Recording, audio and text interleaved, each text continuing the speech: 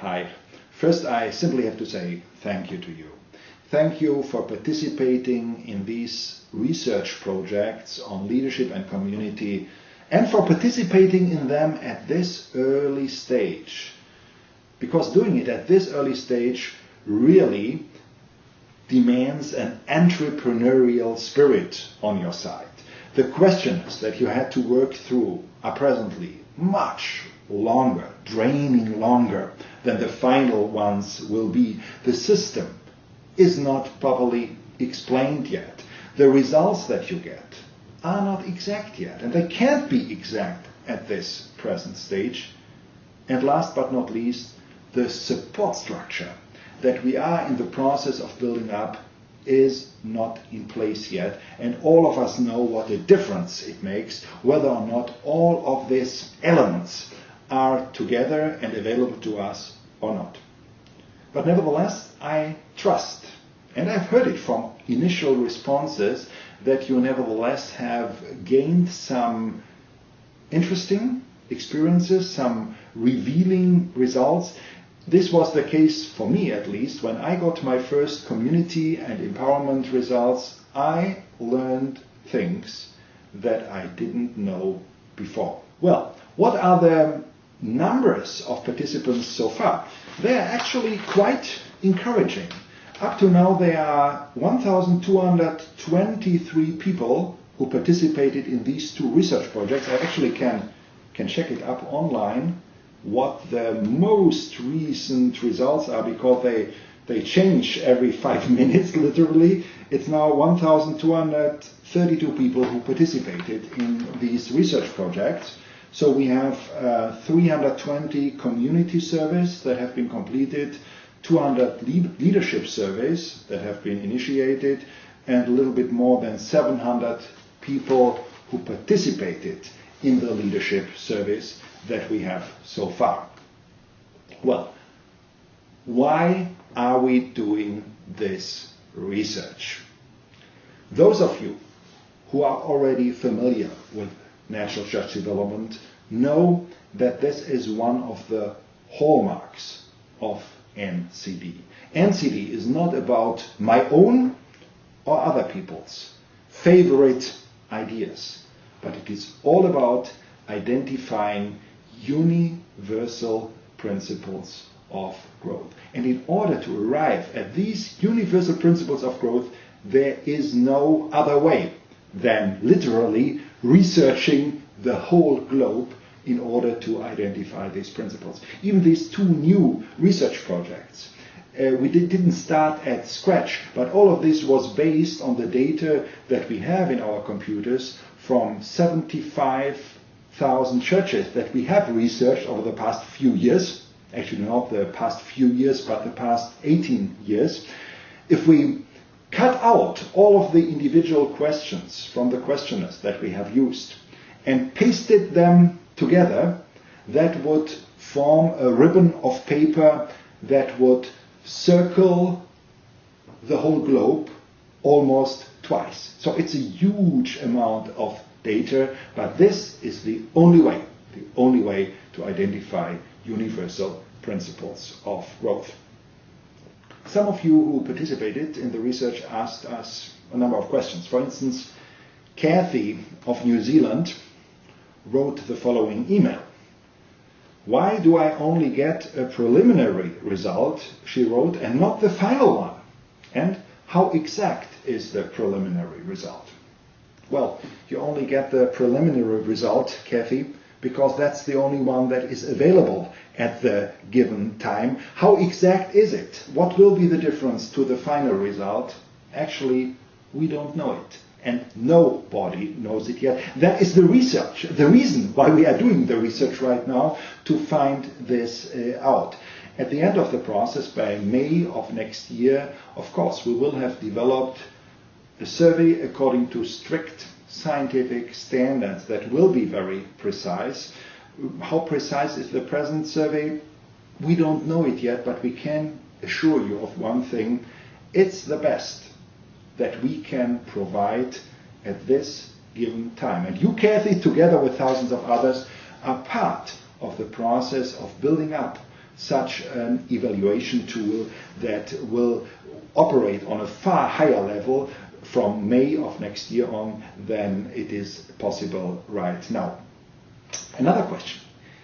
Jacob, don't know from which country, but he wrote the following email.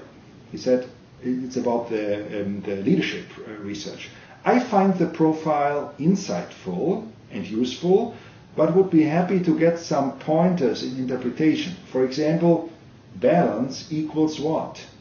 What are the implications of the findings? Just a few key points.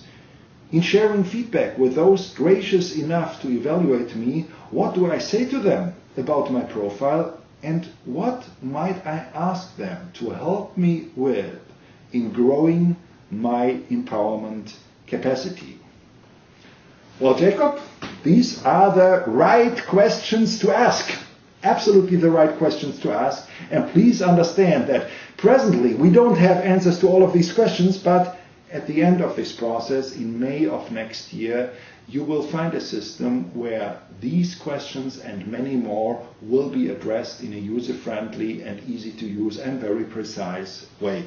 In May of next year, when the 2 books on leadership and community will be published, I will do a tour to 20 cities in Europe, North America, Australia and Asia. So starting in London on May the 2nd and ending some weeks later in Kuala Lumpur, Malaysia. And by that time, the whole support structure will be set up. We are working literally day and night to do it and to have established it by that time. Let me share with you some examples of these initial results that we could get on the basis of those who have already participated in the research. This is one example of the community research of Harvey, and the research shows at first sight that Harvey's energy in the area of empowering leadership, the first stave here, the first bar, is quite high, whereas in all of the other 6 areas it is remarkably lower. Isn't that interesting? Margaret, it's almost the other extreme. She has almost the same values in all 7 areas, a little bit higher in loving relationships, lower in effective structures, but there is energy within her for all of the 7 scales that the profile measures.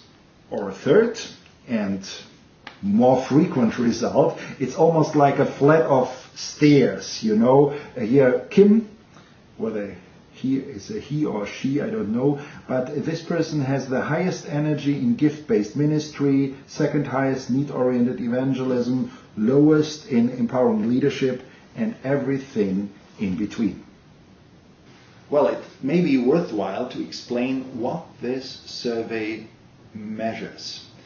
It doesn't measure, for instance, how good Harvey is in empowering leadership or in loving relationships. That's not the goal of this survey. It rather measures the energy that Harvey has in all of these 7 areas. And here's the point. This energy can be used either for building up these 7 quality characteristics of community, and we hope that we get there. If we fail to do this, and this is the new insight, it will almost inevitably lead to one of the 7 deadly sins, as these terms have been coined in Christian tradition, which are pride, envy, greed, anger, sloth, lust, and gluttony. So this very survey doesn't measure how holy or how sinful we are. It doesn't give any indication about that, but it simply measures what energy is there within a person that can be used for building up the kingdom of God. Well, there had been another question of Scott about the leadership survey. He wrote, "How come I wasn't able to fill in the survey myself?" Well, I have to explain how the system works. The system doesn't work in a way that Scott himself as a leader fills in a long questionnaire and then he gets the results. It's not a self-evaluation. Rather, Scott is encouraged to contact between 2 and 500 people that he has influenced in the past, and these people fill in a detailed questionnaire. On the basis of this, a result for Scott is developed. So Scott doesn't fill in any questionnaire at all. Why this? The assumption behind it is that leadership, and especially empowering leadership, is not something that is within us in the leader. But leadership happens at the moment when we have relationships to the people that we strive to empower. And what the profile measures is the reality that happens in the heads, hands, and hearts of those people that we strive to empower. And it measures the relationship that we have to these people. So that's the reason why Scott and others are not invited to answer questions on their own, but that we listen to the answers that other people have given to us. Even here it may be helpful to share some of the initial surveys that we have here in our files. Have a look at this. This is a survey that Joey received. We distinguish in each of 6 scales that we measure: vision, experimentation, capacity, strategy, training, progressiveness. On the one hand, what we call the leading wing, these are the bars that are in magenta, and the empowering wing, these are the bars that are here in cyan. And we see at first sight that Joey's profile is quite strong in the leading wing, in the magenta area, and remarkably lower in the empowering area. Almost the opposite is here Bennett's profile. She is, with the exception of only one scale, stronger developed in the cyan, in the empowering wing, than in the leading wing. We have to go on analyzing these data in the next few months, and we need many more participants. And this is one of the major backgrounds that I speak to you right now, that I want to encourage you to invite all of your friends, Facebook friends, your email addresses, that many people don't only participate in the research themselves, but again, invite others to do this, because only if we can create such a snowball effect will we be able to get sufficient data that we urgently need for our research. I can assure you that we from NCD International have extremely high standards when it comes to the anonymity of data. For instance, when it comes to the leadership test, to the empowerment test, the people who answer a questionnaire for you will never see the leader's result, only if you decide to share it with them. On the other hand, you, the leader, will never get access to the individual answers that some of the respondents have given. The system simply doesn't allow for this. Even in my case, when I got my first leadership result, which was very surprising to me, I had sent it to 8 people or so, and I was so eager to find out how individual people have answered the question. How has Ernesto or Kai or Janne answered these questions? But I didn't allow myself to do this, because I didn't want to set a wrong precedent, so to speak. All of these data are anonymous, and that has a very high importance, and we don't allow a single exception, not a single exception to this rule.